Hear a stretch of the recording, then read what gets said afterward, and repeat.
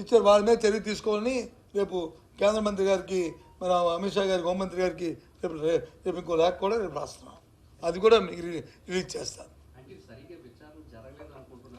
నేను నేను నేను జరగలేదు, జరిగింది, తప్పించారు, తప్పించలేదు అనే వ్యవస్థలోకి నేను వెళ్ళదలుచుకోలేదు. ఎందుకు? వై? బికాజ్ అంటే అత్యుత్తమైన సంస్థలు ఫెయిల్ అయ్యిందంటే అయితే, లేకపోతే సంతోషం. అయితే ఈ ఫాల్స్ ఇంప్లిమెంట్ పాస్ ఆన్ చేసిన మీద చర్య తీసుకోవాలి కదా అధికారుల మీద. తీసుకోండి. ఎవరి మీద తీసుకుంటారు? అకౌంటబిలిటీ ఎవరి మీద చేస్తారు? ఇంత నేషనల్ వేస్ట్కి, ఇంత సమయానికి, ఇంత ఆ ఏజెన్సీలకు వచ్చిన మచ్చకి ఎవరు బాధ్యులు? లేదు అంటే ఎవరైనా దీన్ని మేనేజ్ చేసినంటే వారి మీద చర్యలు తీసుకోండి. సమ్మస్ట్ అకౌంటబిలిటీ ఉండాలి దీంట్లో. వేగ్గా ఉంటే మాత్రం దేశం తాలూకా పరువు ప్రతిష్టలకి, పేరు ప్రతిష్టలకి ఇది చెడ్డ పేరు తీసుకొస్తుంది. ఇలాంటి వ్యవస్థలు కానీ, మేనేజ్మెంట్లు కానీ అయితే చాలా చెడ్డ పేరు వస్తుంది. సమ్మడి. కాబట్టి నేను రేపు లేఖ రాస్తున్నాను. అమిత్ షా గారు పంపిస్తాను, సాక్షాత్ ప్రధానమంత్రి గారికి కూడా పంపిస్తాను. వీలైతే సమయం అడిగి నేను నా ప్రత్యక్షం కూడా దీన్ని తీసుకెళ్ళిస్తాను.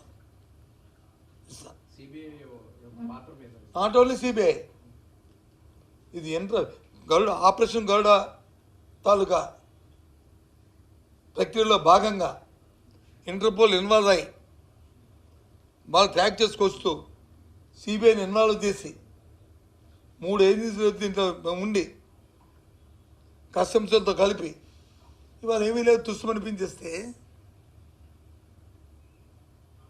సంతోషం. మాకు వైజాగ్లో ఎక్స్పోర్ట్ జరగలేదు అదంటే హ్యాపీ. ఎందుకంటే వైజాగ్ ప్రజలుగా, ప్రజాప్రతినిధిగా మాకు ఆ మచ్చరాలేదు మా పోర్ట్కి అన్న వేరే హ్యాపీ. బట్ సైమిల్టేనియస్లీ ఆ రోజు బదనాం చేసి రాజకీయ ఉద్దేశంతో రాజకీయ కుతంత్రాలు చేసుకుని చేయడానికి ప్రయత్నం చేయడమే కాకుండా ఆ సంస్థల తాలూకా పేరు ప్రతిష్టలు ఎవరు దాని బాధ్యులు? ఇంత వేగ్గా, ఇంత మిస్లీడ్ చేస్తున్న కార్యక్రమాన్ని ఎవరు బాధ్యులు? Who is responsible? Somebody accountable. ఓడిపోవడానికి ఈ ఒక్కటి కారణంగా సో మెనీ కారణాలు, కానీ ఇలాంటి మేనిపులేట్ ఇది అందుకే నాన్న కదా. అది ఎన్నికలకి దీనికి సంబంధం ఉన్నదా పక్కన పెట్టుకుంటే ఆ సంస్థకు వచ్చిన ఎంత నష్టం, ఆ సంస్థలు తాలూకా పెట్టుకున్న ఎన్నికల కోసమే కానీ దీన్ని ఆపరేషన్లో ఉపయోగించుకుంటే సంస్థ తాలూకు పరువేయం వల్ల, ఈ దేశం పరువేయం వల్ల, ఈ దేశం తాలూకు ప్రతిష్టం వల్ల ఎవరు దీంట్లో తప్పు చేశారు, ఆ తప్పు బయటపడాలి.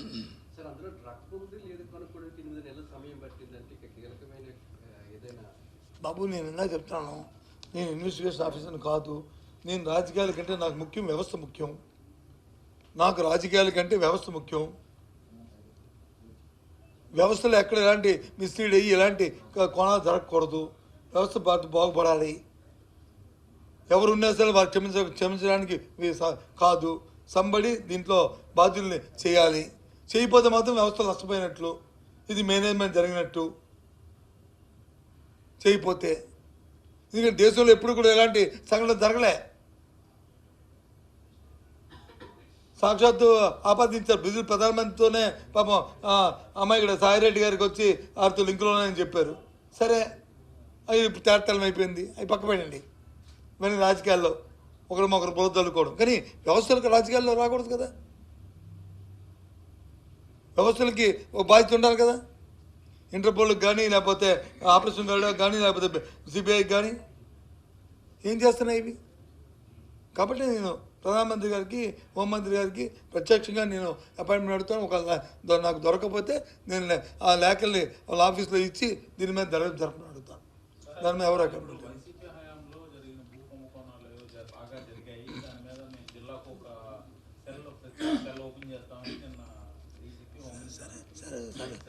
సరే ఇవన్నీ ఏంటంటే ఇప్పుడు దీనిలాగా ఉంటుంది. ఈ ఆపరేషన్ గరుడలాగా ఇవన్నీ ఆడుతుంది. ఇప్పుడు నేను వద్దు అన్నాం అనుకో, ఈ వద్దు మాంతరా. ఇప్పుడు 6 నెలలు అయింది. ఎన్ని దర్యాప్తు చేశారు? ఏం జరుగుతున్నాయి? వేసుకోమని. జిల్లా కోర్టు కాకపోతే డివిజన్ కోర్టు వేయమనండి. అసలు ఇవన్నీ పక్కన పెట్టండి సార్, వేసుకోమని సార్, మాకు అభ్యంతరం లేదు. నేను మొన్నటి రోజున అడిగాను, మళ్ళీ రేపు లెటర్ రాస్తున్నాను. ఏది మన సిట్ని బయట తీయమండి. అదే అప్పుడు మేము చేయలేకపోయాము, ఇప్పుడు చేయొచ్చు కదా. ఎందుకు చేయలేకపోయాము? వేరియస్ కారణాలు. ఓకే ఫైన్ ఫైన్, ఇవాళ చేయొచ్చు కదా. నేనే అడుగుతున్నాను కదా, డిమాండ్ చేస్తాను కదా. ఎందుకు చేయకూడదు? సిట్ ఎవరు వేశారు? టీడీపీ గవర్నమెంట్ వేసింది. దాన్ని వైసీపీ గవర్నమెంట్ ఎక్స్టెండ్ చేసింది. మళ్ళీ ముందు వచ్చి 2009 నుంచి అన్నారు. 2009 నుంచి కాదు, 2014 నుంచి అన్నారు. దాన్ని 2004కి ఎక్స్టెండ్ చేశారు. ఫైన్, ఎందుకంటే 2004లో మేము అందరం మంత్రులని. ఫైన్. ఆ తర్వాత మా ప్రభుత్వం వచ్చింది, ఇంకో సంవత్సరం ఎక్స్టెండ్ చేసింది. ఫైన్. అందులో ఈ లోపల మేము మేము ఖాళీ అయిపోయాము, మేము ఓడిపోయాము. ఇప్పుడు ఓపెన్ చేయొచ్చు కదా. ఎవరు దొంగలో, ఎవరు దొరలో, ఎవరు దోపిడీదారులో, ఎవరు భూపకాసుల్లో, ఎవరు దోచుకున్నారో వస్తాయి. ఎందుకు చేయట్లేదు? ఈ రెవెన్యూ సోర్స్ పెట్టుకునే ముందు ఇది ఓపెన్ చేస్తే ఇంకా మంచి పేరు వస్తుంది కదా ప్రభుత్వానికి. తెలిస్తే కదా నాయకులంతా బయటపడతారు కదా. ఎందుకు చేయట్లేదు? కారణం ఏంటి? అది కూడా అడుగుతాను రేపు. మీరే చెప్పాలి దాన్ని. నేను అనుకోవడం కంటే ఎందుకు చేయట్లేదని, మా ఆయాంలో ఎందుకు చేయలేదు మీరు చెప్పండి. మీ ఉద్దేశం చెప్పండి. అలాగే ఆయాంలో కూడా అందుకే ఇప్పుడైనా చేయలేదు కదా.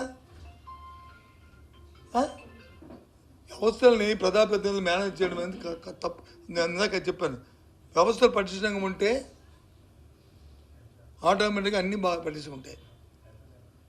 వ్యవస్థ మీద నమ్మకం ఉంటే తెలుగుదేశం పార్టీకి కానీ ఈ చెప్తున్న సోకాల్ లీడర్లు ఎవరికైనా సరే, ఇంక్లూడింగ్ చంద్రబాబు నాయుడుతో కలిపి ఆ సిట్ని ఓపెన్ చేయమనండి, యాస్ తీసుకెళ్ళి పంపించమనండి. ఏం జరుగుతుంది? ఎవరు ముద్దాయిలే తాగుతారు, ఎవరు దోపిడీదారులు తాగుతారు, ఎవరు భూపకాసే తాగుతారు. మళ్ళీ కావాలంటే ఇంకో కొత్త వేసుకోండి, ఎవరుతాడు ముందు పాత ఓపెన్ చేయి, కొత్త వేసుకో. ఎందుకు చేయట్లేదు? అది నా డిమాండ్.